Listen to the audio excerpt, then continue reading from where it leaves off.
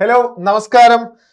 നമ്മളിത് പഠിക്കാൻ പോകുന്നത് പ്രധാനമായും ഡിഗ്രി ലെവലിന് വേണ്ട ഒരു ടോപ്പിക്കാണ്. ടോപ്പിക്കിന്റെ പ്രധാനപ്പെട്ട ഒരു ഭാഗമാണ് സമുദ്രങ്ങളിലെ സമുദ്രജല പ്രവാഹങ്ങൾ. അത് ശരിക്കും പറഞ്ഞാൽ അറ്റ്ലാന്റിക് സമുദ്രത്തിലെ സമുദ്രജല പ്രവാഹങ്ങൾ ഏതൊക്കെയാണ്, എങ്ങനെയൊക്കെയാണ്, ഈ കഥയാണ് നമ്മൾ ഇന്ന് മനസ്സിലാക്കാൻ പോകുന്നത്. നേരെ ക്ലാസ്സിലോട്ട് പോരെ. ഇപ്പൊ സമുദ്രജല പ്രവാഹങ്ങൾ എന്ന് പറഞ്ഞാൽ സമുദ്രത്തിലെ വെള്ളം തുടർച്ചയായി ഒരേ ദിശയിൽ സഞ്ചരിക്കുന്നതിനെ വിശേഷിപ്പിക്കുന്ന പേരാണ്. അത് പല ടൈപ്പ് ആൾക്കാരുണ്ട്, അതിലേക്കൊന്നും നമുക്കിപ്പോ പോകണ്ട. നമ്മൾ അറ്റ്ലാന്റിക് സമുദ്രത്തിലേക്ക് പോകുന്നു. എസ് ആകൃതിയിൽ കാണുന്ന ഈ അറ്റ്ലാന്റിക് സമുദ്രത്തിൽ പ്രധാനമായും ഏതൊക്കെയാണ് പ്രവാഹങ്ങൾ ഉള്ളതെന്ന് നോക്കുന്നു. രണ്ട് തരത്തിലാണ് സമുദ്രജല പ്രവാഹങ്ങളെ സാധാരണയായി വർഗീകരിക്കുക. ഒന്ന് ഉഷ്ണജലവുമായിട്ട് പോകുന്നതും മറ്റൊന്ന് ശീതജലവുമായിട്ട് പോകുന്നതും. അപ്പൊ വാം വാട്ടർ കറന്റും ഉണ്ട്, കോൾഡ് വാട്ടർ കറന്റും ഉണ്ട്. ഇവിടെ വാം വാട്ടർ കറന്റിനെ അഥവാ ഉഷ്ണജല പ്രവാഹത്തെ ഞാൻ മഞ്ഞ നിറം കൊണ്ടായിരിക്കും ചിത്രീകരിക്കാൻ ശ്രമിക്കുന്നത്. ശീതജല പ്രവാഹങ്ങളെ വെള്ള നിറം കൊണ്ടായിരിക്കും ചിത്രീകരിക്കാൻ ശ്രമിക്കുക. അപ്പോ രണ്ടും നമുക്ക് നോക്കാം, പെട്ടെന്നൊന്ന് മാർക്ക് ചെയ്യാം. നോക്കൂ, നിങ്ങൾ ഈ കാണുന്നത് ഭൂമധ്യരേഖയാണ്. സോ ഭൂമധ്യരേഖയുടെ വടക്ക് ഭാഗത്തായിട്ടും ഭൂമധ്യരേഖയുടെ തെക്ക് ഭാഗത്തായിട്ടും രണ്ടു തരം പ്രവാഹങ്ങളുണ്ട്. ഞാൻ പറഞ്ഞുതരാം. ഭൂമധ്യരേഖയുടെ വടക്ക് ഭാഗത്തോടുകൂടി പടിഞ്ഞാറോട്ട് പോകുന്ന ഒരു പ്രവാഹമുണ്ട്. അതുപോലെ ഭൂമധ്യരേഖയുടെ തെക്ക് ഭാഗത്തൂടി പടിഞ്ഞാറോട്ട് പോകുന്ന മറ്റൊരു പ്രവാഹവും ഉണ്ട്. ഇങ്ങനെ ഭൂമധ്യരേഖയുടെ വടക്കും തെക്കുമായിട്ട് പോകുന്ന ഈ പ്രവാഹങ്ങൾക്ക് ഓരോ പേരുമുണ്ട്. ഞാൻ ഇതിൽ വടക്ക് ഭാഗത്തുള്ള ആളെ ഇങ്ങനെ മാർക്ക് ചെയ്യാണ്. അയാൾക്ക് പേര് കൊടുക്കുന്നു NEC. NEC എന്ന് പേര് കൊടുത്താൽ അതിന്റെ അർത്ഥം നോർത്ത് ഇക്വറ്റോറിയൽ കറണ്ട് എന്നാണ്. എന്ന് വെച്ചാൽ ഇക്വേറ്ററിന്റെ വടക്ക് ഭാഗത്തൂടി പോകുന്ന പ്രവാഹം അത്രേ ഉള്ളൂ. ഇനി താഴെയുള്ള ആളെ, താഴെ മീൻസ് സൗത്തിലുള്ള ആളെ ഞാൻ SEC എന്ന് വിളിക്കുന്നു. എന്ന് വെച്ചാൽ ഇക്വേറ്ററിന് സൗത്തിലൂടെ പോകുന്ന പ്രവാഹം എന്നേ ഉള്ളൂ. ഇത് രണ്ടും പടിഞ്ഞാറ് ദിശയിലാണ് പോകുന്നത്. ഈ രണ്ടാൾക്കാരും പടിഞ്ഞാറേക്കാണ് പോകുന്നത്. അതിനൊരു കാരണവുമുണ്ട്. നോക്കൂ, ഈ 0 ഡിഗ്രിയുടെ വടക്ക് ഏകദേശം 23.5 അല്ലെങ്കിൽ ഒരു 30 ഡിഗ്രി നോർത്ത് എടുക്കൂ. ഇവിടെ ഒരു 30 ഡിഗ്രി സൗത്ത് എടുക്കൂ. ഈ 30 ഡിഗ്രി സൗത്തിൽ നിന്നും 30 ഡിഗ്രി നോർത്തിൽ നിന്നും 0യിലേക്ക്, 30 ഡിഗ്രി സൗത്തിൽ നിന്നും 0യിലേക്ക് ഇങ്ങനെ സ്ഥിരമായി വീശിക്കൊണ്ടിരിക്കുന്ന കാറ്റുണ്ട്. ആ കാറ്റിനെ വിളിക്കുന്ന പേര് ട്രേഡ് വിൻഡ് അഥവാ വാണിജ്യവാദങ്ങൾ എന്നാണ്. അവരുടെ ഇൻഫ്ലുവൻസ് കാരണം ഇവിടെയുള്ള വെള്ളമൊക്കെ പടിഞ്ഞാറോട്ട് ഏകദേശം അക്യുമുലേറ്റ് ചെയ്യും. അപ്പൊ ഇത് ട്രേഡ് വിൻഡ്സ് കാരണമാണ് ഇങ്ങനെ സംഭവിക്കുന്നത്, ഓർക്കുക. ഇനി ഈ രണ്ടുപേരും ഇവിടെ കൂടി കലർന്നു കഴിഞ്ഞാൽ, ഈ രണ്ടുപേരും ഫുള്ള് കൂടി കലരും എന്നല്ല പറയുന്നത്. കുറച്ചു ഭാഗം ദേ ഇങ്ങോട്ട് പോവും, കുറച്ചു ഭാഗം ഇങ്ങോട്ട് പോരും. ഈ രണ്ടു ഭാഗത്തേക്കും ഇടിച്ചു പോവാതെ മിച്ചമുള്ള കുറച്ചു ഭാഗം ഇവിടെ കൂടിച്ചേരും. ആ കൂടിച്ചേരുന്ന ഭാഗം ഭൂമധ്യരേഖാ പ്രദേശത്തുകൂടി തിരിച്ചു പോകും. ഇങ്ങനെ തിരിച്ചു പോകുന്ന ഇയാളെ നമ്മൾ വിളിക്കുന്ന പേരാണ് ECC എന്ന് വിളിക്കും. ECC എന്ന് വെച്ചാൽ ഇത്രേ ഉള്ളൂ. E stands for equator. അപ്പൊ ഇക്വറ്റോറിയൽ തിരിച്ചു പോകുന്ന കറണ്ട്, കൗണ്ടർ ദിശയിൽ പോകുന്ന കറണ്ട് കൗണ്ടർ കറണ്ട് എന്ന് വിളിക്കും. അപ്പൊ ഇത് ECC ആണ്, ഇക്വറ്റോറിയൽ കൗണ്ടർ കറണ്ട്. എങ്ങനെ ഇക്വറ്റോറിയൽ കൗണ്ടർ കറണ്ട് ഫോം ചെയ്യുന്നു എന്ന് ചോദിച്ചാൽ SECയുടെയും NECയുടെയും ഭാഗമായ വെള്ളം പരസ്പരം കൂടിച്ചേർന്ന് അങ്ങനെ തിരിച്ചു പോകുന്ന ആളാണ് ECC എന്ന് പറയാ. ഈ പറയുന്ന ECCയെയും NECയെയും SECയെയും നിങ്ങൾക്ക് പസഫിക്കിലും കാണാൻ പറ്റും, ഇന്ത്യൻ ഓഷ്യനിലെല്ലാം കാണാൻ പറ്റും. അപ്പോൾ ഈ മൂന്ന് ഓഷ്യനിലുമുള്ള ആൾക്കാർ തന്നെയാണ്, അങ്ങനെ ഓർക്കുക. ഇനി നോർത്ത് ഇക്വറ്റോറിയൽ കറണ്ടിന്റെ പിന്നെയുള്ള പോക്കെന്ന് പറഞ്ഞാൽ നേരെ ഇങ്ങനെ അങ്ങ് പോവാണ്. ഏകദേശം ഒരു നോർത്ത് വെസ്റ്റ് സൈഡിലേക്ക് ഇങ്ങനെ നമ്മുടെ തെക്കേ അമേരിക്കയുടെ വടക്കു ഭാഗത്തോട് ഇങ്ങനെ പോരുക. ഇത് ഈ കരീബിയൻ ഐലൻഡ്സ് നോക്കൂ. ഈ കരീബിയൻ ഐലൻഡ്സിന്റെ തെക്ക് ഭാഗത്തൂടെ പോകുമ്പോൾ ഇതിനെ കരീബിയൻ പ്രവാഹം എന്നൊക്കെ വിളിക്കും. ഇത് പിന്നെ കയറി കറങ്ങുന്ന ഭൂപ്രദേശം എന്ന് പറയുന്നത് ഇത് മെക്സിക്കൻ ഗൾഫാണ്. ആ മെക്സിക്കൻ ഗൾഫിലൂടെ ആളൊന്ന് കറങ്ങും. അപ്പോൾ നോക്കുക, ഈ ഭാഗം ശ്രദ്ധിക്കൂ. ഇത് അമേരിക്കയുടെ നമ്മുടെ മയാമി ബീച്ചൊക്കെയുള്ള ഭാഗമാണ്. ഇതിനെ ഫ്ലോറിഡ എന്നാണ് വിളിക്കുക.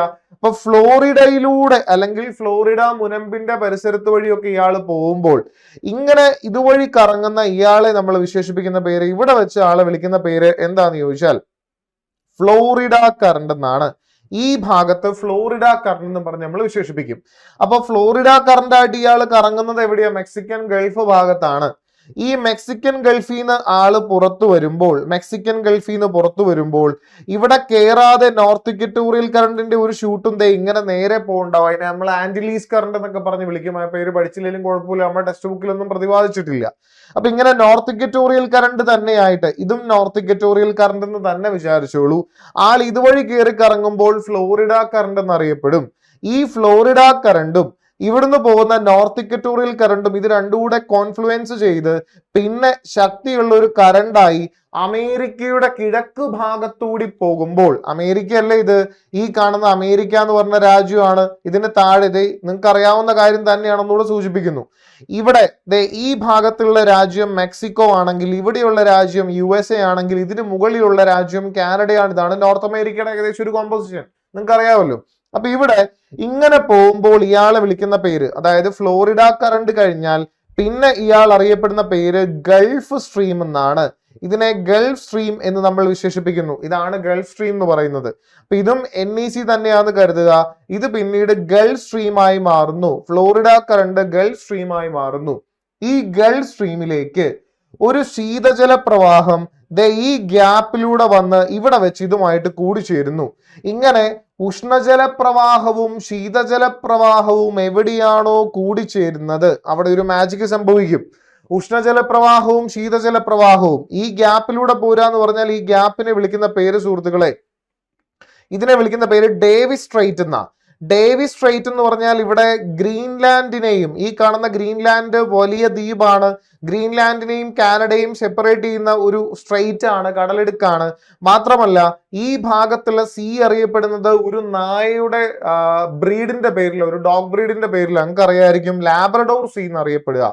ലാബ്രഡോർ സീയിലൂടെ പോരുന്ന ഇയാളെ, ഈ പ്രവാഹത്തെ വിളിക്കുന്ന പേര് ലാബ്രഡോർ കറണ്ട് എന്നാണ്. അപ്പൊ ലാബ്രഡോർ കറണ്ടും ഗൾഫ് സ്ട്രീമും കൂടി ചേരുന്നു. ഉഷ്ണജല പ്രവാഹവും ശീതജല പ്രവാഹവും കൂടി ചേരുമ്പോൾ ഇവിടെ കുറെ പ്ലാങ്ടൺസ് ഉണ്ടാവും. പ്ലാങ്ടൺ എന്ന് പറഞ്ഞാൽ പ്ലവകങ്ങൾ, മത്സ്യങ്ങളുടെ വളരെ ഇഷ്ടപ്പെട്ട ഭക്ഷണമാണ്. ഇങ്ങനെ ധാരാളം പ്ലവകങ്ങൾ ഇവിടെ ഫോം ചെയ്യുന്നു. ഈ പ്ലവകങ്ങളെ കഴിക്കാൻ ഇഷ്ടംപോലെ മത്സ്യങ്ങൾ വരുന്നു. ചുരുക്കി പറഞ്ഞാൽ ഇത് ലോകത്തിലെ ഏറ്റവും വലിയ, ഏറ്റവും പ്രശസ്തമായ മത്സ്യബന്ധന കേന്ദ്രമായി മാറുന്നു.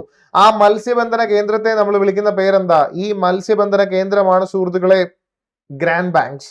ഇതിനെയാണ് ഗ്രാൻഡ് ബാങ്ക്സ് എന്ന് നമ്മൾ വിളിക്കുക. ഈ മത്സ്യബന്ധന കേന്ദ്രം അറിയപ്പെടുന്ന പേരാണ് ഗ്രാൻഡ് ബാങ്ക്സ്. അപ്പൊ ഗ്രാൻഡ് ബാങ്ക്സ് ആരൊക്കെ കൂടി ചേർന്നുണ്ടാവുന്നു എന്ന് ചോദിച്ചാൽ ഉത്തരം സിമ്പിൾ ആയിട്ട് നമുക്ക് കിട്ടി. ലാബ്രഡോർ കറണ്ടും ഗൾഫ് സ്ട്രീമും.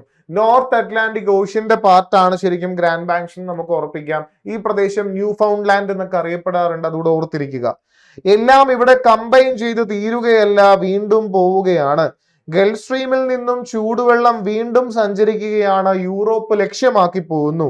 ഇങ്ങനെ യൂറോപ്പ് ലക്ഷ്യമാക്കി പോകുമ്പോൾ ആളെ വിളിക്കുന്ന പേര് നോർത്ത് അറ്റ്ലാന്റിക്, അതായത് അറ്റ്ലാന്റിക്കിന്റെ വടക്ക് ഭാഗത്തൂടി അത്യാവശ്യം സ്പീഡിൽ പോകുന്ന ഒരു പ്രവാഹമാണ്. ഇതിനെ നോർത്ത് അറ്റ്ലാന്റിക് ഡ്രിഫ്റ്റ് എന്ന് വിളിക്കും. അപ്പൊ ഗൾഫ് സ്ട്രീമിന്റെ തുടർച്ചയായി ഉഷ്ണജലം പോകുന്നത് യൂറോപ്പ് ഭാഗത്തേക്കാണ്. ഇതിനെ നോർത്ത് അറ്റ്ലാന്റിക് ഡ്രിഫ്റ്റ് എന്ന് വിളിക്കുന്നു. തണുത്തിരിക്കുന്ന യൂറോപ്പിലേക്ക് അത്യാവശ്യം ചൂടുമായിട്ട് പോകുന്നത് കൊണ്ട് ഇതിനെ യൂറോപ്പിന്റെ പുതപ്പ്, ബ്ലാങ്കറ്റ് ഓഫ് യൂറോപ്പ് എന്ന് വിശേഷിപ്പിക്കാറുണ്ട്, അതും ഓർത്തിരിക്കുക. ഇങ്ങനെ പോകുമ്പോൾ ഈ ഭാഗത്തു നിന്ന്, അതായത് ചൂടുവെള്ളത്തിന്റെ ഫ്ലോ അങ്ങനെയാണെങ്കിൽ ഇവിടെ ബാലൻസ് ഉള്ള തണുത്ത വെള്ളത്തിന്റെ ഫ്ലോ സംഭവിക്കുന്നത് നേരെ തെക്ക് ഭാഗത്തേക്കാണ്. ഇവിടുന്ന് തണുത്ത വെള്ളത്തിന്റെ ഫ്ലോ നേരെ തെക്ക് ഭാഗത്തേക്ക് പോരുന്നു. അത് യൂറോപ്പിന്റെ പടിഞ്ഞാറ് ഭാഗത്തോടു കൂടി ഇവിടെയുള്ള വെസ്റ്റേൺസ്, നമുക്ക് വേണമെങ്കിൽ വെസ്റ്റേൺ ആഫ്രിക്ക എന്നോ അല്ലെങ്കിൽ ഇവിടെയുള്ള മരുഭൂമി സഹാറയാണ്, സഹാറയുടെ വെസ്റ്റേൺ പാർട്ട് എന്ന് വേണമെങ്കിൽ വിളിക്കാം. ഇതുവഴി പോരുമ്പോൾ ആളെ വിളിക്കുന്ന പേര് കാനറീസ് എന്നാണ്. ഈ പ്രവാഹത്തിന്റെ പേര് കാനറി എന്നാണ്, കാനറി പ്രവാഹം. അപ്പൊ കാനറി പ്രവാഹമായി തണുത്ത വെള്ളം ഇങ്ങോട്ട് പോകുന്ന നോർത്ത് ഇക്വറ്റോറിയൽ കറണ്ടുമായിട്ട് യോജിക്കുകയാണ് ചെയ്യുക. അപ്പൊ ഇവിടെ നമുക്ക് മനസ്സിലാവും ഒരു ക്ലോക്ക് വൈസ് ലൂപ്പ് ഇവിടെ ഫോം ചെയ്തു അല്ലെ. ഇവിടെ ഒരു ക്ലോക്ക് വൈസ് ലൂപ്പ് ഫോം ചെയ്തായിട്ട് മനസ്സിലാവും. എങ്ങനെയാ? NEC നേരെ പോകുന്നു, NEC ഇവഞ്ച്വലി ഗൾഫ് സ്ട്രീം ആയിട്ട് മാറുന്നു, ഇത് പിന്നെ കാനറീസ് ആയിട്ട് മാറുന്നു. ഇങ്ങനെ ഒരു ക്ലോക്ക് വൈസ് ലൂപ്പ് ഫോം ചെയ്തിരിക്കുന്നു. ഈ ലൂപ്പിനകത്ത് വരുന്ന ഒരു കടലുണ്ട്. ഈ ലൂപ്പിനകത്ത് വരുന്ന ഈ ജലാശയ ഭാഗത്തെ മൊത്തത്തിൽ നമ്മൾ വിളിക്കുന്ന പേര് എന്തെന്നാണെന്നറിയോ? സർഗാസോ എന്ന് വിളിക്കും. ഈ ലൂപ്പിനകത്ത് വരുന്ന പ്രദേശമാണ് സുഹൃത്തുക്കളെ സർഗാസോ സീ എന്നറിയപ്പെടുക. ഇതിനകത്ത് വരുന്നതാണ് സർഗാസോ സീ എന്ന് നമ്മൾ വിശേഷിപ്പിക്കും. ഇതിന്റെ പ്രത്യേകത എന്താണെന്നറിയോ? ഈ സർഗാസോ സീക്ക് മാത്രമുള്ള പ്രത്യേകതയാണ് ഇതിന് കര അതിർത്തി ഇല്ല. സാധാരണ ഓഷ്യന്റെ കര അതിർത്തിയുള്ള ഭാഗത്തെയല്ലേ കടൽ എന്ന് വിളിക്കുക. ഏതെങ്കിലും വലിയൊരു ഓഷ്യന്റെ കര അതിർത്തിയുള്ള ഭാഗത്തെ നമ്മൾ കടൽ എന്ന് വിളിക്കും. പക്ഷെ ഇത് ശരിക്കും ഈ പ്രവാഹങ്ങളാൽ ചുറ്റപ്പെട്ട് കിടക്കുന്ന ഇങ്ങനെ ഒരു ഏരിയയാണ്. ഈ ഏരിയ നമ്മൾ സർഗാസോ സീ എന്ന് വിളിക്കും. ഇത് ഉണ്ടാവാൻ അല്ലെങ്കിൽ ഇതിന് കര അതിർത്തി നമ്മൾ പറയുന്നത് സെപ്പറേറ്റ് ചെയ്ത് പറയുന്നത് ചുറ്റുമുള്ള പ്രവാഹങ്ങൾ കാരണമാണ്. അപ്പൊ ഇത് ഓർക്കുക, ഈ ഭാഗത്ത് കുറച്ച് എന്താ പറയാ കപ്പലുകളുടെ ശവപ്പറമ്പ് എന്ന് പറഞ്ഞ് സർഗാസോ കടലിനെ വിശേഷിപ്പിക്കാറുണ്ട്. കുറെ സീവീഡുകളുടെ പ്രസൻസ് ഉണ്ടാവാറുണ്ട്, കപ്പലുകളുടെ ഗതാഗതത്തെ തടസ്സപ്പെടുത്താറുണ്ട്. അങ്ങനെ കുറെ കഥകളുണ്ട്, അതിലേക്കൊന്നും പോകുന്നില്ല. അപ്പൊ ഇവിടുത്തെ പ്രവാഹങ്ങൾ നമ്മൾ പഠിച്ചു, വടക്കേ അറ്റ്ലാന്റിക്കിൽ പഠിച്ചു. ഇനി തെക്കേ അറ്റ്ലാന്റിക്കിൽ നമുക്ക് നോക്കാം. തെക്കേ അറ്റ്ലാന്റിക്കിൽ പോകുന്നതിന് മുമ്പ് നിങ്ങൾ മനസ്സിലാക്കേണ്ടത്, നമുക്കിവിടെ താഴെ ഈ ഭാഗത്ത് വലിയൊരു വൻകരയുണ്ട്. ഇവിടെ വലിയൊരു വൻകരയുണ്ട്, അതിന്റെ പേര് അന്റാർട്ടിക്ക എന്നാണ്. അപ്പൊ അന്റാർട്ടിക്ക വൻകര താഴെ ഉണ്ടെന്നുള്ള ബോധം നമുക്ക് ഉണ്ടാവണം. ഈ അന്റാർട്ടിക്കയെ ചുറ്റിക്കറങ്ങുന്ന വളരെ ശക്തിയേറിയ ഒരു പ്രവാഹമുണ്ട്. അന്റാർട്ടിക്കയെ ചുറ്റിതെ ഇങ്ങനെ കറങ്ങുന്ന വളരെ ശക്തിയുള്ള ഒരു പ്രവാഹമുണ്ട്. അതിന്റെ പേര് വെസ്റ്റ് വിൻഡ് ഡ്രിഫ്റ്റ് എന്നാണ്. ഈ ആളുടെ പേര് വെസ്റ്റ് വിൻഡ് ഡ്രിഫ്റ്റ് എന്നാണ്. വെസ്റ്റിൽ നിന്ന് വരുന്നത് പോലെ ഇപ്പൊ വെസ്റ്റ് വിൻഡ് ഡ്രിഫ്റ്റ് എന്ന് നമുക്ക് വിളിക്കാം. ഓക്കെ, ഇനി ശ്രദ്ധിക്കുക, ഈ സൗത്ത് ഇക്വട്ടോറിയൽ കറണ്ട് ഇവിടെ ബ്രസീലിന്റെ ഒക്കെ കിഴക്ക് ഭാഗത്തിടിച്ചതേ ഇങ്ങനെ കറങ്ങിപ്പോരും. ബ്രസീലിന്റെ കിഴക്ക് ഭാഗത്തൂടി പോരുമ്പോൾ ആളെ നമ്മൾ വിളിക്കുന്നത് ബ്രസീലിയൻ കറണ്ട് എന്നാണ്, അല്ലെങ്കിൽ ബ്രസീൽ കറണ്ട് എന്ന് വരെ വിശേഷിപ്പിക്കാം. ഇപ്പൊ ബ്രസീലിന്റെ കിഴക്ക് ഭാഗത്തോടുകൂടി സൗത്ത് ഇക്വട്ടോറിയൽ കറണ്ട് പോകുന്നു, ഇടിച്ചിങ്ങ് പോരുമ്പോൾ നമ്മൾ അതിനെ ബ്രസീലിയൻ കറണ്ട് എന്ന് പറഞ്ഞ് വിശേഷിപ്പിക്കുന്നു. ഇത് ആരുമായിട്ട് കൂടിച്ചേരും? ഇവിടെയുള്ള നമ്മുടെ വെസ്റ്റ് വിൻഡ് ഡ്രിഫ്റ്റുമായി കൂടിച്ചേരും. എന്നിട്ട് ഈ വെസ്റ്റ് വിൻഡ് ഡ്രിഫ്റ്റിന്റെ ഭാഗമായിട്ടുള്ള ശീതജല പ്രവാഹം ഇത് പയ്യതെ നമ്മുടെ ആഫ്രിക്കയുടെ പടിഞ്ഞാറ് ഭാഗത്ത് ഇടിച്ച് നേരെ മേളിലോട്ട് കയറും. ഇങ്ങനെ ആഫ്രിക്കയുടെ പടിഞ്ഞാറ് ഭാഗത്തൂടെ മുകളിലോട്ട് കയറുമ്പോൾ ഇതിനെ വിളിക്കുന്ന പേര് ബെൻഗ്വേല പ്രവാഹം അല്ലെങ്കിൽ ബെനഗ്വേല പ്രവാഹം എന്നാണ്. ഇതിനെ ബെനഗ്വേല അല്ലെങ്കിൽ ബെൻഗ്വേല പ്രവാഹം എന്ന് നമ്മൾ വിശേഷിപ്പിക്കും. ഇതൊരു ശീതജല പ്രവാഹമാണ്, തണുത്ത വെള്ളമായിട്ടാണ് ഇങ്ങനെ കയറുന്നത്. അപ്പൊ ഇവിടെയും ശ്രദ്ധിക്കൂ, ഒരു ലൂപ്പ് ഉണ്ടായി. സൗത്ത് ഇക്വട്ടോറിയൽ ബ്രസീലായി, ബ്രസീൽ വെസ്റ്റ് വിൻഡ് ഡ്രിഫ്റ്റിനോട് കൂടി ചേരുന്നു, അത് പിന്നെ ബെൻഗ്വേലയാവുന്നു. ഇങ്ങനെ കറങ്ങി അത് SEC ആയിട്ട് വീണ്ടും കൂടി ചേരുകയാണ്. അപ്പൊ ഇവിടെ നമുക്കൊരു ആന്റി ക്ലോക്ക് വൈസ് ലൂപ്പ് ഉണ്ടായതായിട്ട് പറയാൻ പറ്റും. ഇതൊരു ആന്റി ക്ലോക്ക് വൈസ് ലൂപ്പാണ്, ശരിയല്ലേ? ഇവിടെ അങ്ങനെ ഒരു ഫോർമേഷൻ ഉണ്ടായി. ഇനി ഇവിടെ ഒരു ചെറിയ പ്രവാഹത്തെ കൂടി ജസ്റ്റ് പരിചയപ്പെടുത്തുകയാണെങ്കിൽ, ഈ ഭാഗത്ത് കുറച്ച് ദ്വീപുണ്ട്. ഈ ഭാഗത്തുള്ള കുറച്ച് ദ്വീപുകളുടെ പേര് ഞാൻ മാർക്ക് ചെയ്യുന്ന മനസ്സിലാവുന്നുണ്ടോ? ഈ തെക്കേ അമേരിക്കയുടെ ഒരു തെക്ക് കിഴക്ക് ഭാഗത്തായിട്ട് ഇവിടെ ഫോക്ലാൻഡ് എന്ന് പറഞ്ഞൊരു ഐലൻഡ് ഉണ്ട്. അതുവഴി ഒരു ശീതജല പ്രവാഹത്തിന്റെ ചെറിയ ഷൂട്ട് മേളിലോട്ട് കയറുന്നുണ്ട്. അതിനെ വിളിക്കുന്ന പേര് ഫോക്ലാൻഡ് കറണ്ട് എന്ന, FALKLAND, ഫോക്ലാൻഡ് കറണ്ട്. അങ്ങനെ ഒരു ചെറിയൊരു ഒരു കോൾഡ് വാട്ടർ കറണ്ടും അവിടെയുണ്ട്. അപ്പൊ ഇതൊക്കെയാണ് പ്രധാനപ്പെട്ട പ്രവാഹങ്ങൾ. ഇതിൽ ഏതൊക്കെയാണ് അറ്റ്ലാന്റിക്കിൽ കാണപ്പെടുന്ന വാം വാട്ടർ കറണ്ട് എന്ന് ചോദിച്ചാൽ, യെല്ലോ കളർ ആൾക്കാർ നിങ്ങൾ നോക്കുക. SEC ഉണ്ട്, ECC ഉണ്ട്, NEC ഉണ്ട്, പിന്നെ ഗൾഫ് സ്ട്രീം ഉണ്ട്, ഫ്ലോറിഡ കറണ്ട് ഉണ്ട്, ബ്രസീൽ കറണ്ട് ഉണ്ട്, നോർത്ത് അറ്റ്ലാന്റിക് ഡ്രിഫ്റ്റ് ഉണ്ട്. ഇതൊക്കെ നിങ്ങൾക്ക് പറയാം.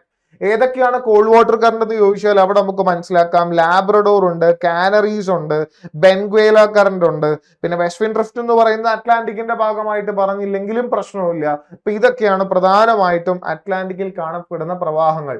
നിങ്ങൾ ആലോചിച്ച് നോക്കൂ, എന്തുകൊണ്ടാണ് യെല്ലോ കളറിൽ ഞാൻ കാണിച്ചിരിക്കുന്ന എല്ലാ ആൾക്കാരും ഇക്വേറ്റർ ഭാഗത്ത് നിന്ന് അകന്നു പോകുന്നതായിട്ട് നമുക്ക് തോന്നുന്നത്? എന്തുകൊണ്ടാണ് വൈറ്റ് കളറിൽ കാണിച്ചേക്കുന്ന മെജോറിറ്റി ആൾക്കാരും മാർക്ക് ചെയ്തേക്കുന്നതും ഏകദേശം ഇക്വേറ്ററിന്റെ അങ്ങോട്ട് വരുന്ന പോലെ നമുക്ക് തോന്നുന്നത്?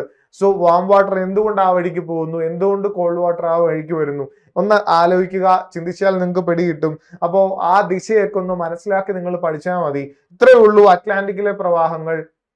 സിമ്പിൾ ആണ്, വരച്ചു പഠിക്കാൻ ശ്രമിക്കുക. അപ്പോൾ ഓൾ ദ വെരി ബെസ്റ്റ്. ഈ ഭാഗത്തുള്ള ചോദ്യങ്ങളെല്ലാം നിങ്ങൾക്ക് ചെയ്യാൻ പറ്റട്ടെ. വീണ്ടും കാണാം. Till then bye.